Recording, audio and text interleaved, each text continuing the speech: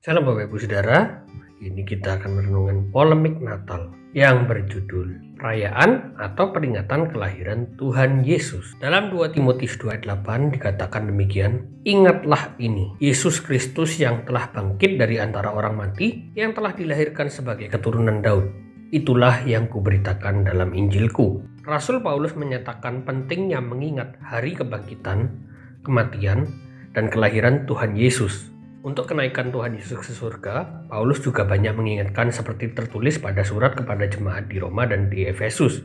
Kata peringatan dalam 2 Timotius 2 ayat 8 dalam bahasa Yunaninya adalah mnemoneo. Kata ini punya kata dasar yang sama dengan kata peringatan yang lain dalam Lukas 22 ayat 19 yang mengatakan demikian. Lalu ia mengambil roti, mengucap syukur, memecah-mecahkannya dan memberikannya kepada mereka, katanya, "Inilah tubuhku yang diserahkan bagi kamu.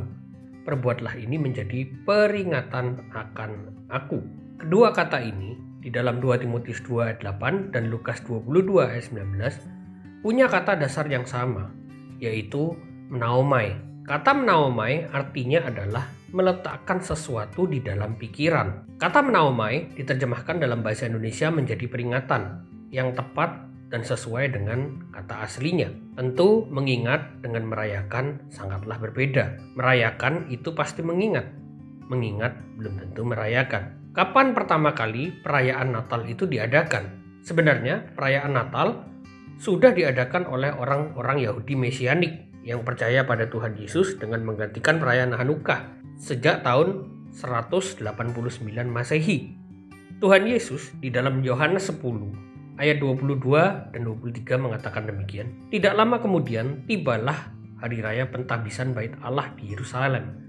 Ketika itu musim dingin dan Yesus berjalan-jalan di Bait Allah di Serambi Salomo. Hari pentahbisan Bait Allah ini adalah hari raya Hanukkah Yahudi. Tuhan Yesus bersabda sebelum hari raya Hanukkah Yahudi atau hari raya kelahirannya sendiri sebenarnya. Di dalam Yohanes 8 ayat 12 Tuhan Yesus bersabda demikian, "Akulah terang dunia, barang siapa mengikut aku, ia tidak akan berjalan dalam kegelapan, melainkan ia akan mempunyai terang hidup." Ini bukanlah suatu kebetulan, tetapi memang sudah ada dalam garis rencana Allah, agar ketika orang-orang merayakan hari Hanukkah, mereka ingat akan Tuhan Yesus sebagai terang dunia. Tapi tampaknya orang-orang Yahudi yang tidak mempercayai Kristus tidak memahami itu. Namun masih ada orang-orang Yahudi yang percaya kepada Tuhan Yesus dan mengganti perayaan Hanukkah menjadi perayaan Natal Hanukkah dengan mengingat Tuhan Yesus sebagai terang dunia. Jadi, makna Natal adalah memperingati bahwa Tuhan Yesus adalah terang dunia. Perayaan Natal boleh dan sah, asal makna Tuhan Yesus adalah terang dunia tersampaikan. Terang dunia berarti menerangi dunia dengan kebenaran, menerangi dari dosa dan kebodohan.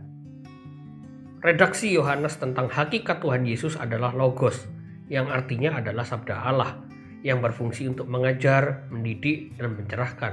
Jadi redaksi Yohanes ini sangat jelas tentang Natal, bahwa Natal ini adalah harus memperingati Tuhan Yesus sebagai terang dunia yang mendidik, mencerahkan, mengajar, dan menjauhkan dari dosa. Jika perayaan Natal itu berisi pesta pora, maka makna Tuhan Yesus sebagai terang dunia tersamarkan. Sedangkan gereja mula-mula memperingati hari kelahiran Tuhan Yesus tidak dengan berpesta pora. Yang mereka lakukan adalah berzikir, berdoa, dan bermeditasi untuk merenungkan setiap dosa-dosa yang dibuat dan memohon pengampunan Tuhan. Tuhan Yesus memberkati.